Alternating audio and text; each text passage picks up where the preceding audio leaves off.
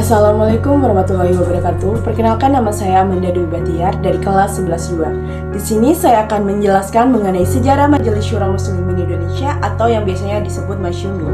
Yang pertama, ada latar belakang. Majelis Syura Muslimin Indonesia atau Masyumi sendiri tidak dapat dilepaskan dari perkembangan politik Islam sejak masa penjajahan Belanda hingga pendudukan Jepang. Sebelum Masyumi berdiri, umat Islam Indonesia telah memiliki wadah persatuan bernama Majelis Islam A'la Indonesia atau yang biasanya disebut MIAI yang didirikan pada tahun 1937. Namun, kemudian dibubarkan oleh Jepang karena dianggap tidak mendukung kepentingan pemerintahnya. Pada tanggal 24 Oktober 1943, Jepang membentuk Masyumi sebagai pengganti MIAI dengan tujuan mengendalikan pergerakan Islam di Indonesia serta menjadikan alat untuk mendukung kepentingan Perang Asia Timur Raya. Jepang memanfaatkan pengaruh ulama dan kiai di pedesaan untuk menggerakkan masyarakat, baik tenaga kerja maupun tentara dalam Perang Pasifik. Pada awal pembentukannya, Masyumi dipimpin oleh Kiai Haji Hashim Asy'ari sebagai ketua, dengan wakil Wahid Kiai Haji Wahid Hashim, serta tokoh lainnya seperti Kiai Haji Mukti, Kiai Haji Farid Ma'ruf, dan Kartosudarmo. Masyumi berkembang sangat pesat dengan memiliki cabang di setiap keresidenan. Tugas organisasi ini meliputi pengumpulan dana dari masyarakat, meningkatkan hasil pertanian, serta menjadikan wadah berkumpulnya para intelektual untuk bertukar pikiran sekaligus tempat masyarakat menyampaikan aspirasi dan keluh kesah. Meskipun dibentuk oleh Jepang, keberadaan Masyumi justru memberikan pengalaman organisasi yang berharga serta memperkuat persatuan umat Islam di Indonesia yang kemudian menjadi dasar penting bagi pembentukan kembali Masyumi sebagai partai politik setelah Indonesia merdeka. Yang kedua, ada berkembangnya Masyumi. Yang pertama, ada Masyumi sebagai pemersatu umat. Jadi, setelah Indonesia merdeka pada 7 November 1945, Masyumi dibentuk kembali sebagai partai politik. Dalam kepemimpinannya muncul tokoh-tokoh penting seperti Muhammad Natsir yang dikenal sebagai negarawan muslim, serta tokoh lain seperti Syafruddin Prawinegara, Prawoto Mangkusamito, dan Burhanuddin Harahap. Masyumi menjadi pemersatu umat Islam karena didukung oleh berbagai organisasi besar seperti NU dan Muhammadiyah. Selain itu, organisasi Islam lain seperti Persis, Jami'ah Al-Waliyah, Pusa Al-Irsyad, Mattahul Anwar, dan Nahdlatul Wathon juga bergabung sebagai anggota istimewa. Bergabungnya berbagai organisasi tersebut membuat Masyumi berkembang sangat pesat dan memiliki cabang serta anak cabang hampir di seluruh wilayah Indonesia untuk memperluas pengaruhnya. Masyumi juga membentuk organisasi otonom seperti Serikat Tani Islam Indonesia STII, Serikat Buruh Islam Indonesia SBII, dan Serikat Nelayan Masyima dan Serikat Nelayan Islam Indonesia SNII. Pada masa revolusi, Masyumi bahkan menjadi partai politik terbesar di Indonesia. Yang kedua, NU keluar dari Masyumi. Kekuatan Masyumi mulai berkurang ketika NU keluar pada tahun 1952. Hal ini disebabkan karena NU merasa kepentingannya tidak terakomodasi dalam struktur dan kebijakan partai. Ketidaknyamanan ini sudah muncul sejak Muktamar Masyumi di Yogyakarta pada 15 sampai 18 Desember 1949. Terutama setelah perubahan kedudukan Majelis Syuro yang hanya dijadikan sebagai badan penasehat.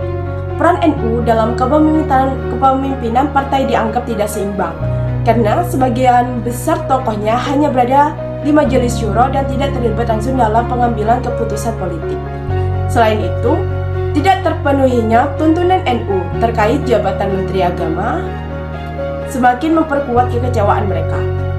Permasalahan ini kemudian dibahas dalam rapat NU pada 5 April 1952 di Surabaya, diperkuat dalam Muktamar NU ke-19 di Palembang pada 28 April sampai 1 Mei 1952 melalui voting. Hasilnya, NU memutuskan keluar dari Masyumi dan membentuk partai politik sendiri, serta ikut dalam pemilu 1955.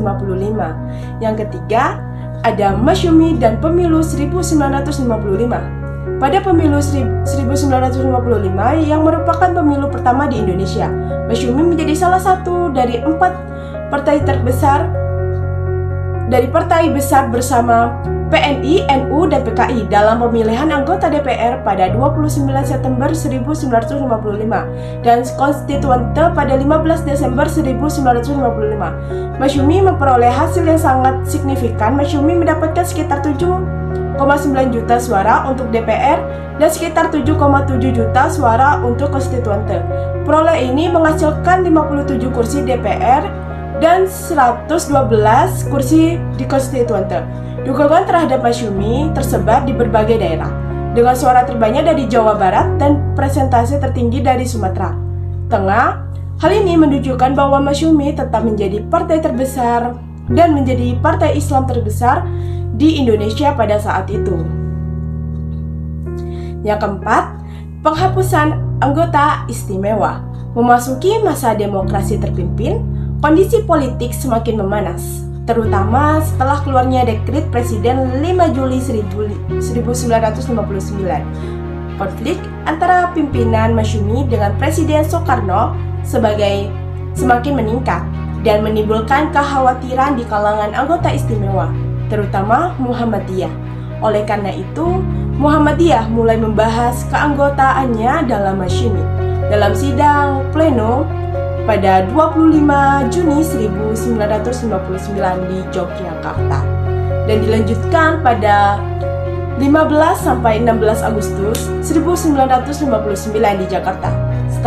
Setelah melalui berbagai pertimbangan dan rapat pada 29 Agustus 1959, sebagian besar anggota istimewa setuju untuk menghapus status tersebut. Akhirnya pada 8 September 1959 diumumkan penghapusan anggota istimewa dalam Masyumi, sehingga tidak ada lagi organisasi yang berstatus khusus dalam partai tersebut. Dan yang terakhir, berakhirnya Masyumi. Masyumi yang sebelumnya merupakan partai terbesar di Indonesia pada awal tahun 1950-an mulai mengalami kemunduran seiring perubahan situasi politik. Meskipun masih menjadi partai besar setelah pemilu 1955 dan tetap menjadi partai Islam terbesar, kekuatannya semakin melemah akibat keluarnya NU dan anggota istimewa lainnya, serta tidak berjalannya aktivitas partai di beberapa daerah. Perubahan sistem politik dari demokrasi parlementer menuju demokrasi terpimpin juga memberikan tekanan besar terhadap Masyumi. Presiden Soekarno semakin memperketat kontrol terhadap partai-partai politik dan menekan Masyumi. Situasi semakin memburuk ketika beberapa tokoh Masyumi dikaitkan dengan gerakan PRRI atau Pemerintah Revolusioner Republik Indonesia yang dianggap sebagai ancaman bagi negara. Akibatnya, pada 17 Agustus 1960, Presiden Soekarno secara resmi membubarkan Partai Masyumi. Pembubaran ini mengakhiri perjalanan salah satu partai Islam terbesar dalam sejarah Indonesia dan berdampak besar terhadap perkembangan politik Islam karena umat Islam kehilangan salah satu wadah utama untuk menyalurkan aspirasi politiknya serta memperkuat sistem demokrasi terpimpin yang membatasi peran partai politik. Mungkin segitu saja penjelasan dari saya, kurang lebihnya mohon maaf. Wassalamualaikum warahmatullahi wabarakatuh.